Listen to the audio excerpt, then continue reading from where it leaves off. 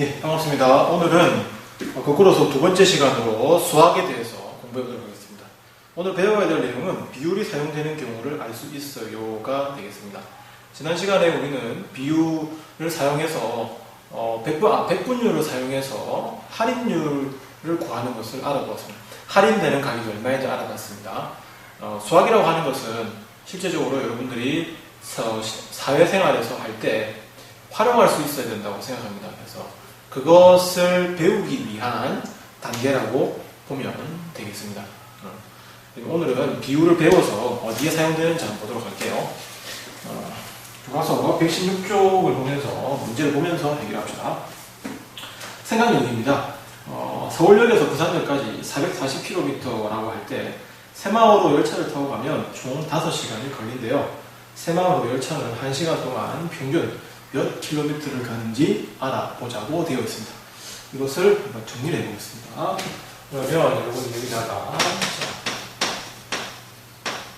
서울역이 있고요. 그 다음에 여기에 부산역이 있습니다. 전체적인 거리는 여기는 중력주라는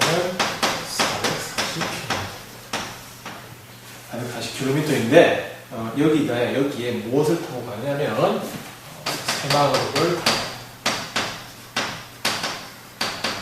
타고 이렇게 뿡 하고 달려가니까 전체적으로 걸리는 시간이 5시간이 걸렸대요. 요즘 새마을호는 그렇게 많이 타지 않습니다. 요즘에는 KTX 많이 타지만 아무튼 새마을호를 타고 내려가서 5시간이 걸렸대요. 여기서 이제 구하고자 하는 것은 무엇이냐면 1시간 동안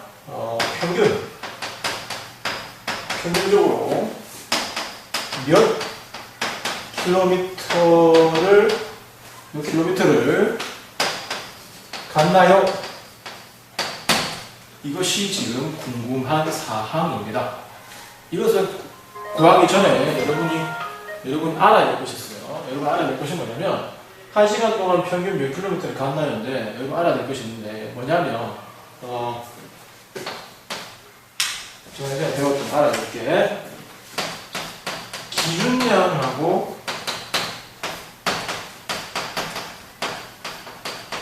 비교하는 양을 하면 이것은 비율로서 설명할 수 있고요. 그 다음 다시 이것을 거꾸로 얘기해서 하면 이걸 바탕으로 해보면 비교하는 양은 기준량 곱하기 비율이라고 얘기했었고요. 그 다음에 기준량은요 비교하는 양에서 비율을 나누면 된다고 이거 배웠습니다. 오늘 여러분 여기 먼저 지금 머릿속에 있어야 돼요. 자, 이것을 알아놓고 파악해놓고 난 다음에 이제 문제를 다시 보겠습니다. 그러면 이 물음에서 기준량은 뭐야?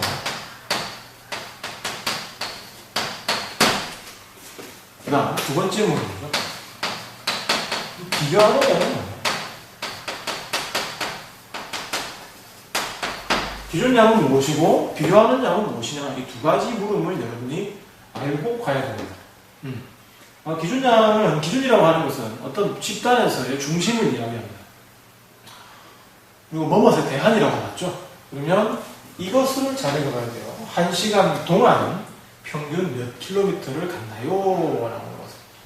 그러면 여기서의 기준량은 무엇이라 할 수 있냐면 지금 여기서 할 수 있는 것은 전체적으로 뭐라고 했냐면 달린 시간으로 봐야 되죠.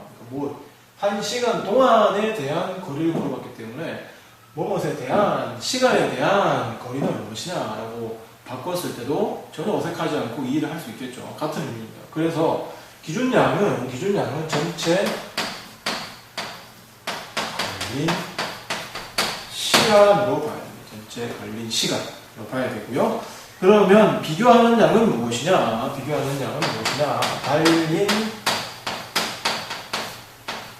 거리로 봐야 되겠죠. 두 가지로 봐야 됩니다. 그러면 우리가 실제적으로 구하고자 하는 예를 구할 수가 있겠죠. 그럼 얘는 사실은 우리가 과학 시간에 배웠던 무슨 개념이냐면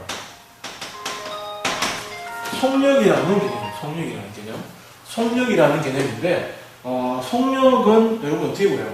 전체적으로 간거리 나누기 뭐다?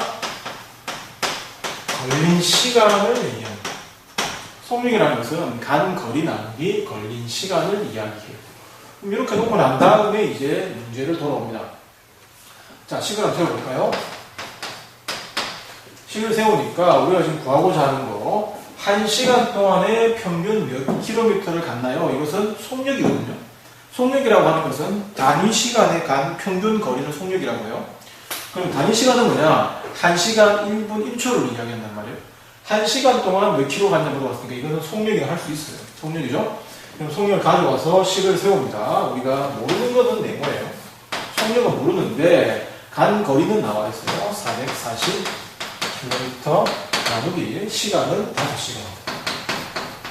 이렇게 해서 구하면 되겠죠? 이렇게 해서 답을 구하면 440 나누기 5가 되고요. 그러면 이것은 88km면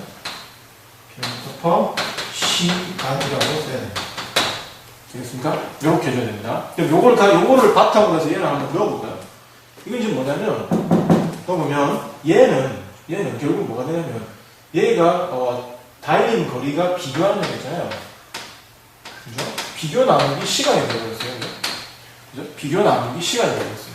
여기 들어가는 것은 따로 보면 이건 비율이에요, 비율. 요거랑 비교해 본다면, 그죠? 이런 식으로 해서 문제를 구하면 됩니다. 그래서 이거 알아야 될 것은 속력에 대한 개념 하나, 그 다음에 요거 제일 중요하죠. 요거 하나 알아야 됩니다. 그리고 어떤 문제를 읽더라도 뭐가 기준량이고 뭐가 비교하는 양인지를 여러분이 핵심적으로 파악이 되어야 됩니다. 그것을 알아야만이 문제를 구할 수가 있고요. 거기에 좀 추가적으로 여러분이 알게 된 것은 속력에 대한 개념이 나옵니다.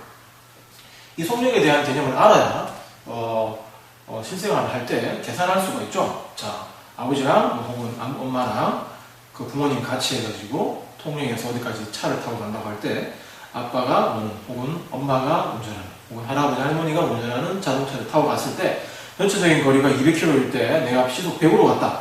그러면 전체적으로 한 2시간 정도 걸린다고 미리 예상을 할 수 있는 거죠. 그런 내용들을 알기 위해서 여러분이 비교를 한 거예요. 그래서 마지막으로 한 번 더 강조하면 여러분들이 이 내용을 꼭 알아야 되고요. 그 다음에 오늘 알아야 될 거 항상 문제를 구할 때 알아야 될 것은 기준량이 무엇이고 비교하는 양이 무엇인지를 먼저 알아야만이 문제를 구할 수 있다. 자, 선생님 방금 설명한 이 내용을 바탕으로 해서 117쪽에 있는 활동 2번과 활동 3번도 같이 공부한다면 잘 해결할 수 있을 거예요. 자, 오늘의 거꾸로 수업은 여기까지 하겠습니다. 수고했습니다.